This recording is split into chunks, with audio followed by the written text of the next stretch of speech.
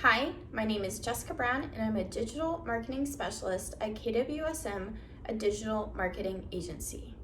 It's expected by the end of 2020, 82% of all website traffic will come as a result of live streaming. So, how is your brand adapting to meet this demand? Are you utilizing tools like Facebook and Instagram Live? If you are, there's a few things you can do to make sure your next live streaming event is as successful as it can be. First, you should make sure that every detail you can plan in advance is planned in advance. This should include things like who's hosting your live stream, where you'll be going live from, and the time and date of this live stream. You should also have a plan in place to know how you will alert your brand fans that this event's happening.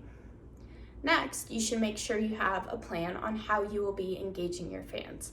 This could be as simple as asking them questions and telling them to answer in the comment section.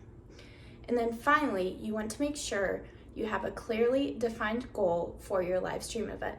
This could be communicating a brand message, getting people onto your website, or making sales. For more information on how to get started on social media planning, marketing, and live streaming, head over to kwsmdigital.com.